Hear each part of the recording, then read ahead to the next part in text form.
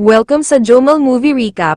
Huwag kalimutan mag-like and subscribe, sit back and relax sa ating movie recap. Sa isang maliwanag at maaraw na umaga, si Iris at ang kanyang nobyong si Paul ay papunta sa isang prestihiyosong Skyview Hotel para ipagdiwang ang kanilang anibersaryo. Pagdating nila sa destinasyon, nagulat si Iris nang malamang bukas na pala ang hotel. Ibinunyag ni Paul na iyon ang opisyal na pagbubukas ng hotel ngayong araw at nakuha niya ng maaga ang mga tiket. Nagpa-picture sila sa harapan ng hotel at dumiretso sa elevator. Ikinalungkot ni Iris, sobrang siksikan ito, pero sumakay pa rin siya. Sa loob, pinasaya ng elevator attendant ang mga bisita at sinabi niyang ang hotel ay may taas na 494 na talampakan, gawa sa green force concrete at bakal, at natapos ang buong proyekto sa loob lamang ng 5 buwan. Pagdating nila sa itaas, namangha sila sa ganda ng tanawin na may kasamang live na tugtugan at iba't ibang putahe. Lumapit si Paul sa isang empleyado at sinabing may reservation siya sa pangalang Campbell. Pero nang tingnan ng listahan, hindi ito makita ng empleyado at pinapakiusapan silang umalis. Para hindi mapalayas, nagmungkahi si Iris na magpanggap na lang silang bisita. Habang nakatanaw sa labas, sinabi niya kay Paul kung gaano siya kasaya na kasama ito, nang tinangka niyang ikabit ang isang rosas sa suot ni Paul, natinik siya at nasugatan ang daliri. Nag-alok si Paul na kumuha ng champagne habang si Iris, na nakaramdam ng hilo, ay nagpaalam muna at pumasok sa isang tahimik na silid upang magpahinga. Samantala, ang cork ng champagne ay tumama sa isang chandelier at nagdulot ito ng bitak sa salamin. Ilang sandali pa, pumasok ang isa sa mga singer sa silid upang tingnan ang kanyang anak. Napansin niya si Iris na hawak ang kanyang tiyan, kaya mahinahong nagtanong ito kung ilang buwan na siya. Nahihiyang sumagot si Iris, 2 buwan pa lang, at inamin niyang hindi pa niya nasasabi kay Paul. Hinikayat siya ng singer na sabihin ang totoo, kung mahal siya ni Paul, tatanggapin siya nito. Nagpasalamat si Iris at bumalik kay Paul. Doon, nagpropose si Paul sa kanya. Tuwa si Iris at inamin niyang buntis siya, labis ang tuwa ni Paul. Bigla napansin ni Iris ang isang batang lalaki na may hawak na barya at sinusubukang ihulog ito mula sa gilid. Pinagbabalaan siya ng security, pero itinapon pa rin ng bata ang barya. Napunta ito sa exhaust fan at naipit. Di kalaunan, nagsimulang sumayaw sina Iris at Paul. Hindi nila alam, dahil sa baryang naipit, lumuwag ang mga tornilyo ng isang suporta at nagkaroon ng tagas ng gas. Pagkatapos, nabasag ang salamin sa sahig ng dance floor at nahulog ang mga bisita. Sinubukan ni Iris iligtas si Paul pero nahulog din ito. Nagkagulo ang mga tao sa restaurant, lumabas ang gas sa ventilation at isinuka ang barya. Ilang sandali pa, nagliyab ang buong restaurant. Namatay ang singer ngunit nailigtas niya ang anak sa pamamagitan ng paglalagay sa loob ng isang kahon. Habang sinusubukan ni na Iris at ng ilang bisita na gumamit ng hagdan, gumuho ang istruktura. Nagsuggest ang elevator lady na gamitin na lang ang elevator, pero habang papunta roon, natumba si Iris at nahulog ang iba. Nakakita si Iris ng apoy sa paligid, gumuho ang itaas na bahagi ng gusali at nadamay ang iba pang bisita. Habang ang mga tao ay kapit sa mga pwede nilang hawakan, ang baryang nasa ibabaw ng chandelier ay nahulog sa isang piano, at tuluyang pinatay ang natitirang mga bisita, kasama na ang bata. Narinig ni Iris ang isang ingay, buhay pa pala ang anak ng singer.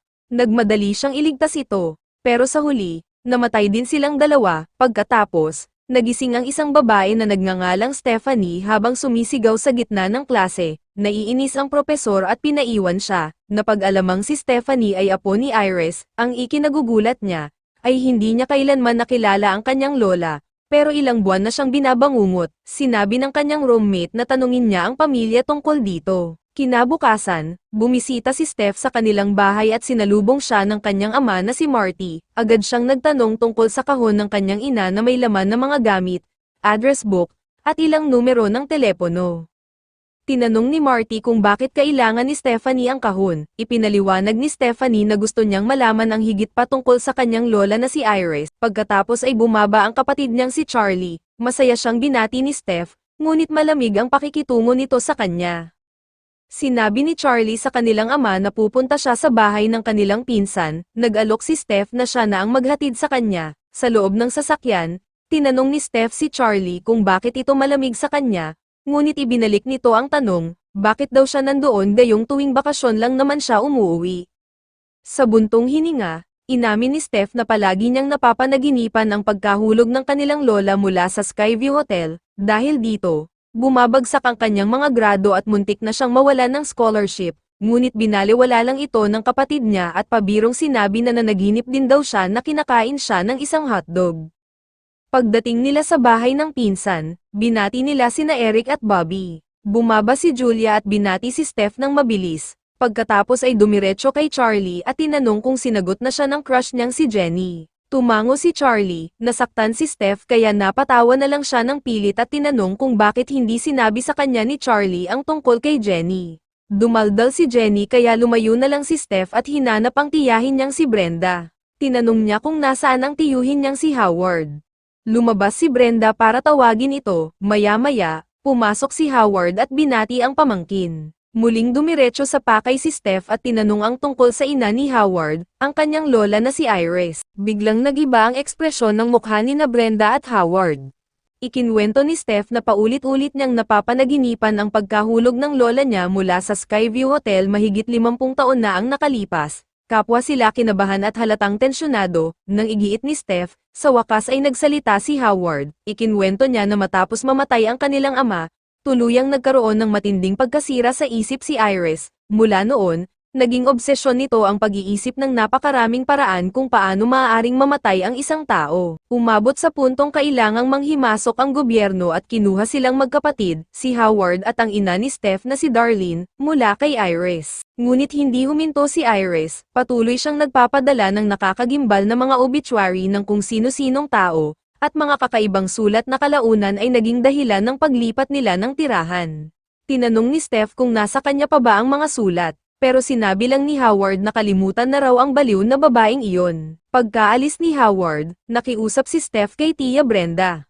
Sa huli, sinabi nito na nasa ibaba ng drawer ang mga sulat. Kinuha ni Steph ang kahon at natagpuan ang isang lumang litrato ng kanyang lola, at isang address.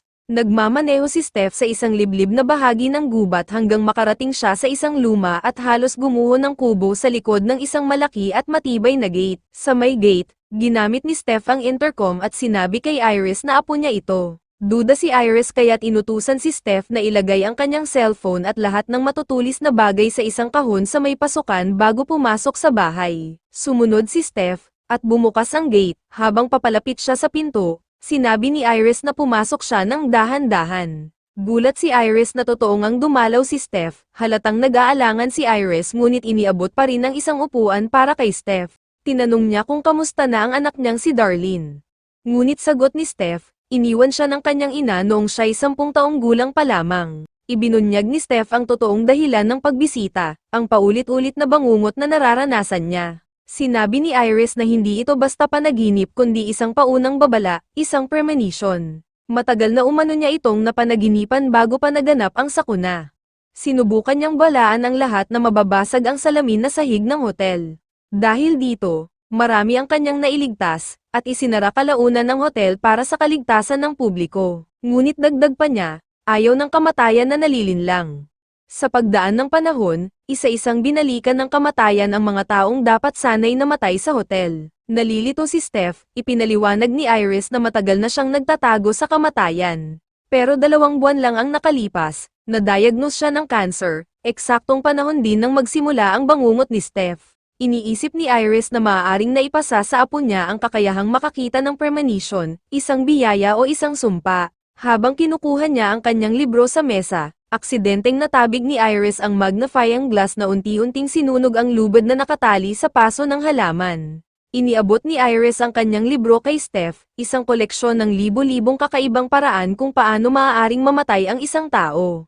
Dito umano siya laging nakakailag sa kamatayan, pinakiusapan niyang manatili si Steph sa kanya. Dahil papalapit na raw ang kamatayan sa kanilang pamilya, napansin din ni Iris ang magnifying glass na sumusunog sa lubid at binalaan si Steph, maging ngayon daw ay may binabalak na naman ang kamatayan. Sa isip ni Steph, nababaliw na ang kanyang lola kaya't umalis siya ng bahay. Habang papalayo siya, biglang lumabas si Iris dala-dala ang libro.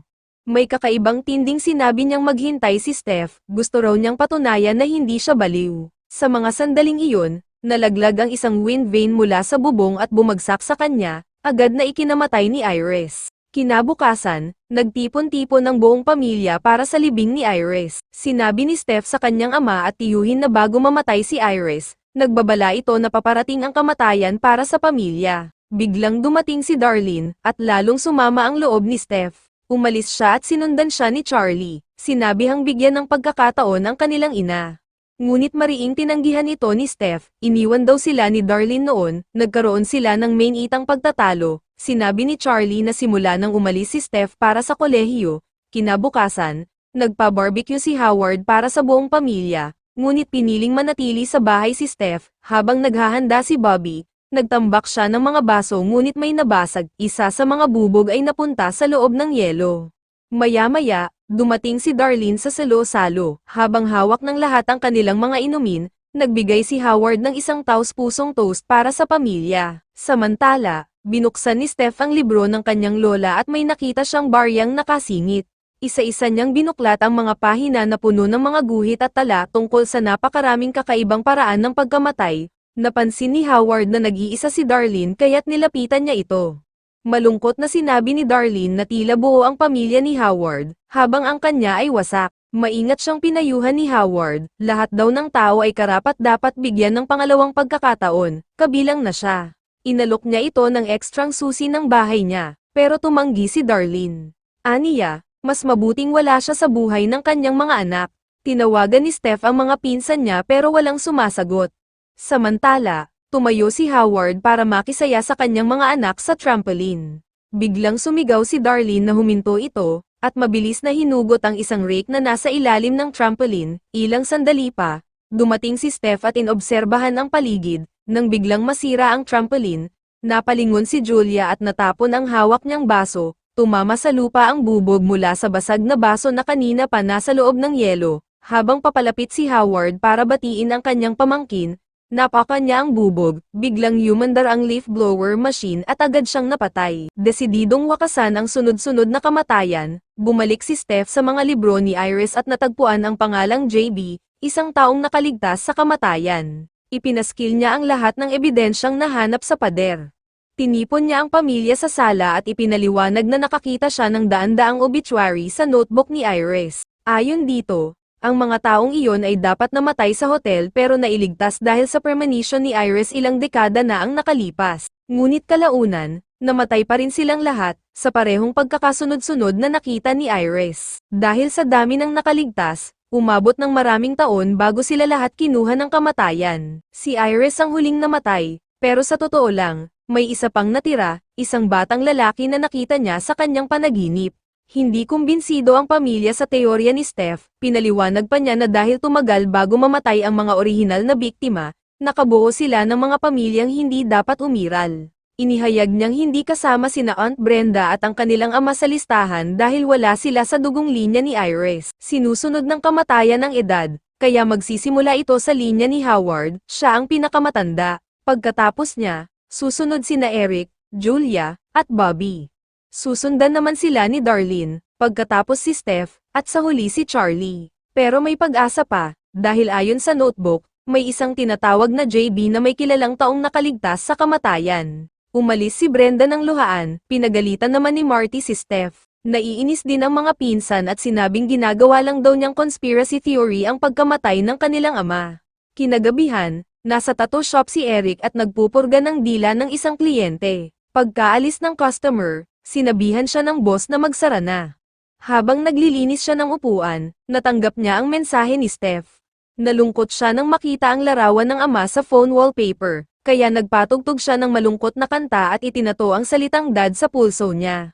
Bigla namang nahulog ang manika sa counter, tinamaan ang lalagyan ng panulat, at nabasag ang isang baso. Sa pagmamadali niyang ayusin ito, nabagsak niya ang disinfectant. Habang nililinis ang mga bubog, natanggal ang isang kadena mula sa kisame at kumapit sa nose ring niya. Habang sinusubukang alisin ito, bumagsak ang ilaw at nagdulot ng sunog sa buong shop. Kinabukasan, ginising ni Steph ang kapatid at sinabing hindi sumasagot si Eric, napagpasyahan nilang puntahan ito. Sa gitna ng biyahe, natanggap ni Charlie ang balita mula sa kaibigan, nasunog ang tattoo shop kagabi. Halos mabangga ni Steph si Eric sa sobrang pagmamadali. Nang bumaba sila, tinanong nila kung ayos lang siya. Sabi ni Eric, Ayos lang daw siya at swerte raw dahil naka-leather jacket siya ayon sa mga bumbero. Nagtaka si Steph, dapat ay patay na si Eric, pinayuhan niya itong mag-ingat sa mga batang naglalaro ng soccer, aniya, baka matamaan ng trimmer mula sa puno ang gumamit ng leaf blower at magdulot ng aksidente, gaya ng pagtirik ng bola sa mukha ni Eric. Dumating si Julia at sumama sa kanila, binalaan ni Steph si Eric na huwag lumapit sa truck, pero hindi siya nakinig, tumakbo si Julia papunta sa truck at nangyari nga ang sinabi ni Steph, tinangkang sagipin si Julia sa garbage truck pero huli na, namatay siya. Sinisi ni Steph ang sarili sa maling pagkakasunod-sunod.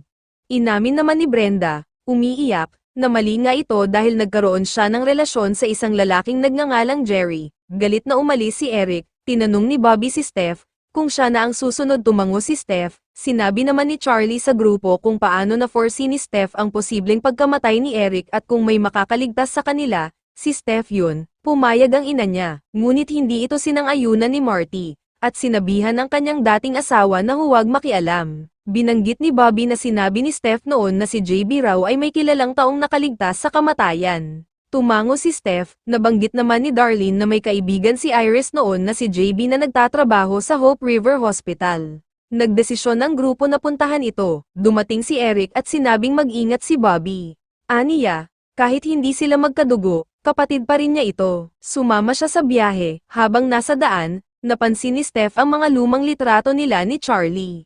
Napansin ito ni Darlene at inamin na ang tunay na dahilan kung bakit siya umalis ay hindi dahil natakot siyang maging ina, kundi dahil tinuruan siya ni Iris mula pagkabata na mag-ingat sa kamatayan. Nang ipinanganak sina Charlie at Steph, sobra siyang natakot para sa kanila kaya nagpasya siyang iwan sila para magkaroon sila ng normal na kabataan. Pagdating nila sa ospital, nakilala nila ang kilalang si JB, na sa wakas ay ibinunyag ang tunay niyang pangalan, William John B. Worth. Ngunit tila alam niya rin ang pangalan ng bawat isa, nagpaabot siya ng pakikiramay sa pagkamatay ni Iris at sinabi na minsan na siyang iniligtas nito sa isang hotel noong siya'y bata pa. Makalipas ang ilang taon, muli silang nagkita at nagbahagi ng ideya kung paano matakasan ang kamatayan. Tinulungan pa raw niya si Iris na itayo ang isang kubo sa isang ligtas na lugar at binigyan ito ng pinakamahusay na gamutan nang ito'y ma-diagnose ng cancer. Tinanong ni Steph kung sino ang taong nakaligtas sa kamatayan.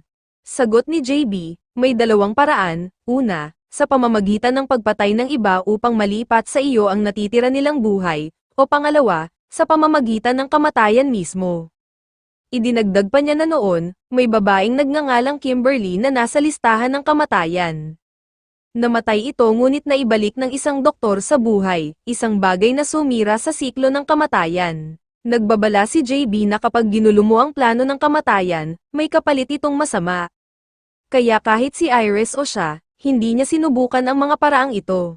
Tumayo siya at ngumiti, sinabing sulitin nila ang buhay dahil lahat sila ay mamamatay rin, at pagkatapos, siya rin. Samantala, sinabi ni Eric sa kanyang kapatid na kailangan niyang mamatay para mawasak ang sumpa. Napatingin sila sa mga bagong silang na sanggol, at may pumasok na kakaibang ideya sa isip nila, pero agad din nilang inalis iyon. Napansin ni Charlie na nawawala sina Eric at Bobby. Sinabi ni Eric na nasa ospital pa rin sila at kung mamatay man siya, maaari siyang buhayin muli. Dahil allergic si Bobby sa nuts, pinili ni Eric ang tsokolate na may mani, ang paborito ng kapatid niya. Pero naipit sa vending machine ang tsokolate kaya kinabig ni Eric ang makina mula sa likod, halos bumagsak ito kay Bobby. Lumabas ang tsokolate, pati na rin ang isang spring. Pumasok silang dalawa sa MRI room, sinabihan ni Eric si Bobby na manatili habang kukuha siya ng wheelchair. Di nila alam, sa pagsara ng pinto ay aksidenteng nag-activate ang MRI machine. Sina Darlene, Charlie, at Steph ay nag-aalala sa kinaroroonan nina Eric at Bobby. Dumating si Eric at hinanap ang EpiPen, pinaupo niya si Bobby at pinakain ng tsokolate, nagsimulang mahirapan huminga si Bobby, samantala, lumalakas ang magnetic field ng MRI, nahigop ang cellphone ni Eric na may manual override, dahilan upang ma-activate pa lalo ang machine, nahigop din ang metal piercing ni Eric pati ang wheelchair, na siyang tumapos sa kanyang buhay. Gumapang si Bobby para gamitin ang EpiPen sa kanyang kapatid. Isang staff sa labas ng MRI room ang napansin ng mga bagay gaya ng ballpen at paper clips na hinihigop sa pinto. Pumasok siya sa kwarto, ngunit bigla na lang bumagsak ang spring mula sa vending machine, tumama ito kay Bobby at napatay siya. Dumating ang tatlo at nakita ang malagim na sinapit ng dalawa. Iminungkahi ni Steph na pumunta sila sa kubo ni Iris, dahil ito raw ay matagal nang nakaligtas sa kamatayan. Nagyakapan silang tatlo at habang papaalis, nahulog mula sa libro ang isang barya, napulot ito ng isang matandang babae, dahil si Darlene ang susunod sa listahan ni kamatayan, si Steph na ang nagmaneho ng trailer. Nang makarating sila sa kubo, nakita nilang may nakal-ambot na live wire sa bakal na gate, delikado itong hawakan dahil sa kuryente. Pinaharurot ni Steph ang trailer para makalusot, naipit ang kanyang seatbelt kaya pinapunta niya muna sa loob ang nanay at kapatid niya. Bigla namang may umapoy na spark mula sa wire na tumama sa isang lumang lubid. Naputol ito at nahulog ang flower pot sa stove, nabuksan ang gas valve at nagsimulang lumabas ang gas. Di nila napansin, pero isang spark ang sumabog sa loob at pinasabog ang buong kubo. Nahulog si Charlie at naipit, pero nailigtas siya ng kanyang ina. Ngunit pagkalipas ng ilang saglit, bumagsak ang isa pang bahagi ng bahay at napatay ang ina nila. Tumilapon ang trailer sa lawa, pinasok ito ni Charlie at iniligtas ang kapatid. Masaya niyang sinabi na dahil naibalik niya ang buhay nito, nabasag na ang sumpa. Ngunit hindi nakaligtas ang ina nila, isinakripisyo nito ang sarili para sa kanila. Ilang araw ang lumipas, handa na si Charlie para sa kanyang graduation. Bumisita muna sila sa bahay ni Jenny, habang nilalagyan ni Steph ng bulaklak ang kanyang suit, napako siya ng karayom at biglang nakaramdam ng matinding deja vu. Samantala, kinuha ng matandang babae ang kanyang pitaka at nahulog ang notebook ni Iris, gumulong ito hanggang sa riles ng tren. Dumating ang ama ni Jenny at pinuri si Charlie sa pagliligtas kay Steph, ngunit sinabi nito na hindi naman talaga namatay si Steph, nawalan lang siya ng malay at ibinalik lang sa paghinga ni Charlie. Binago ng revelasyong ito ang mga patakaran, at sa huli, nawalan ng kontrol ang tren at tumama ito, kinuha ang kanilang mga buhay.